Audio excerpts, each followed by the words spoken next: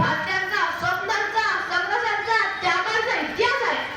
Doctor Babasaheb आंबेडकरांनी लिहिलेले हे संविधान प्रत्येक नागरिकाला समान हक्क, समान संधी आणि समान सन्मान देण्याचे वचन देते.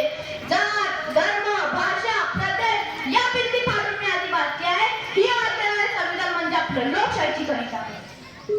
मित्रांनो, प्रजासत्ताक म्हणजे राजा जनता असते. तिथे कोणी जन्माने मोठा नसतो, तर प्रत्येक जण आपल्या कर्तव्याने मोठा करतो. गावाचा शेतकरी असो या शहराचा वैज्ञानिक, हातात झाडू देणारा सफाई कर्मचारी असो या देशाचे पंतप्रधान, सगळे कायद्यामुळे समान हीच खरी लोकशाही. आपल्याला स्वातंत्र्यासाठी लाखो वीरांनी रक्त सांडले. भगतसिंग, सुभाषचंद्र बोस, महात्मा गांधी, राजगुरू, चंद्रशेखर आझाद यांच्यासारख्या असंख्य क्रांतिकारकांनी आपल्याला स्वातंत्र्य नव्हे तर सन्मानाने जगण्याचा हक्क मिळवून दिला. आज भारत विज्ञानात पुढे आहे, अंतराळात झेप देतोय, डिजिटल क्रांती घडवतोय, जगाच्या आर्थिक नकाशावर आपली छाप सोडतोय.